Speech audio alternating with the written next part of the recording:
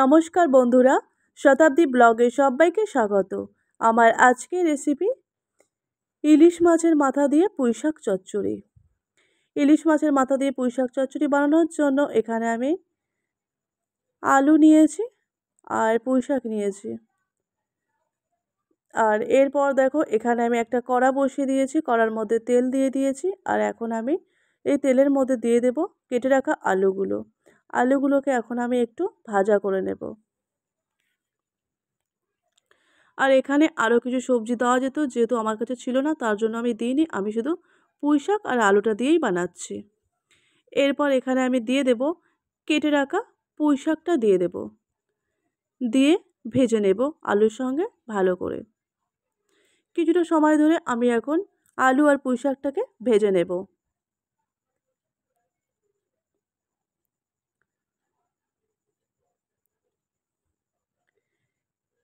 এখানে দেখো আলু আর পুঁইশাকটা আমার ভাজা হয়ে গেছে। এখন আমি পুঁইশাক আর আলুটাকে তুলে নেব একটা প্লেটের মধ্যে। এরপর ওই তেলের মধ্যে দিয়ে দেব ইলিশ মাছের মাথা, দিয়ে এখন দেখো ভেজে নিচ্ছি ইলিশ মাছের মাথা। এখানে দেখো এক এপিঠ ওপিঠ দুপিঠ কিন্তু ইলিশ মাছের মাথাগুলো আমি এভাবে করে উল্টে পাল্টে দিয়ে ভেজে নিচ্ছি। এখানে আমার মাছের মাথাটা ভাজা কমপ্লিট হয়ে গেছে। এখন আমি মাছের মাথাটাকে তুলে নেব। নিয়ে ওই তেলের মধ্যে দিয়ে দেব একটা শুকনো লঙ্কা, একটা তেজপাতা আর 5 ফোড়ন। ফোড়নে দিয়ে ফোড়নটাকে একটু নাড়াচাড়া করে নেব। ফোড়ন থেকে সুন্দর গন্ধ বেরোতে শুরু করলে এর মধ্যে দিয়ে দেব কেটে রাখা পেঁয়াজ কুচি। পেঁয়াজটা দিয়ে এখানে লাল লাল করে ভাজা করে নেব। দেখো পেঁয়াজটা এখানে আমি ভাজা করে নিচ্ছি। আর এখানে আমি দিয়ে দেব 1 চামচ আদা রসুন বাটা, দিয়ে আবারও ভালোভাবে পেঁয়াজের সঙ্গে ভেজে নিচ্ছি মশলাটাকে।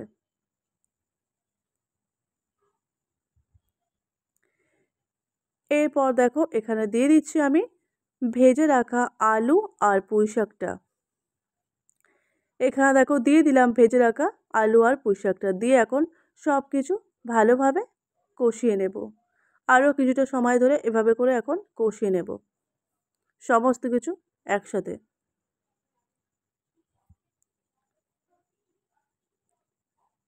এরপর এখানে দিয়ে দেব 1 চামচ হলুদের গুঁড়ো, 1 চামচ লঙ্কার গুঁড়ো আর স্বাদ মতো লবণ, দিয়ে এখন সব কিছু ভালোভাবে কষিয়ে নেব।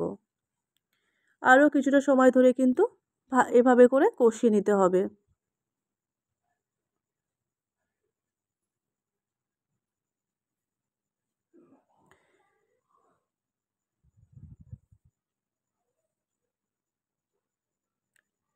এখানে দেখো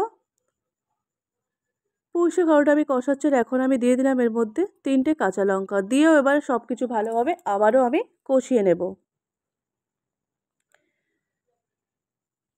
আরও কিছুটা সময় ধরে এভাবে করে আমি কষিয়ে নেব। তারপর এখানে আমি দিয়ে দেব ভেজে রাখা মাছের মাথা। এখানে দিয়ে দিলাম ভেজে রাখা মাছের মাথা, দিয়ে আবারও সব কিছু কষিয়ে নেব। এরপর এখানে আমি দিয়ে দেব জল। এখানে আমার সব কিছু ভালোভাবে এখন কষানো কমপ্লিট হয়ে গেছে। আর এখন আমি দিয়ে দেব জল। এখানে আমি জলটা দিয়ে দিলাম, দিয়ে এখন একটা থালা চাপা দিয়ে দেব। এরপর দেখো এখানে আমার চচ্চড়িটা প্রায় হয়ে এসছে। এখন আমি এর মধ্যে দিয়ে দিয়েছি 1 চামচ জিরের গুঁড়ো, দিয়ে এখন দেখো ভালোভাবে মিশিয়ে দিচ্ছি সব কিছু।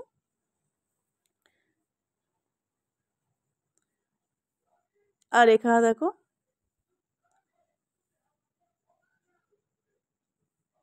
আলুগুলো একটু কেটে কেটে দিচ্ছি ঝোলটাকে গাঢ় করে দেওয়ার জন্য, যেহেতু এটা চচ্চড়ি, আর চচ্চড়ির মধ্যে কিন্তু এতটা ঝোল থাকবে না, ঝোলটাকে আরও একটু শুকনো শুকনো করে নিতে হবে। তাই কিছু আলু আমি এখানে কেটে কেটে দিচ্ছি। এখানে দেখো চচ্চড়িটা কিন্তু আমার হয়ে গেছে।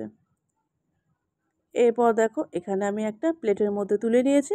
দেখতে দেখো কত সুন্দর হয়েছে, খেতেও কিন্তু দারুণ হয়। তোমরা একবার বাড়িতে এভাবে ইলিশ মাছের মাথা দিয়ে পুঁইশাক চচ্চড়ি বানিয়ে খেতে পারো, যা স্বাদ হয় দুর্দান্ত। আমার আজকের এই ইলিশ মাছের মাথা দিয়ে পুঁইশাক চচ্চড়ি রেসিপি তোমাদের কেমন লাগলো জানাবে। যদি ভালো লেগে থাকে তাহলে লাইক, কমেন্ট, শেয়ার করবে। চ্যানেলে নতুন হয়ে থাকলে চ্যানেলটিকে সাবস্ক্রাইব করে পাশে থাকবে। আজকের মতো ভিডিওটা আমি এখানে এন্ড করছি। দেখা হবে নতুন কোনো ভিডিওতে। ততক্ষণ তোমরা ভালো থেকো, সুস্থ থেকো, সাবধানে থেকো। সবাইকে টাটা।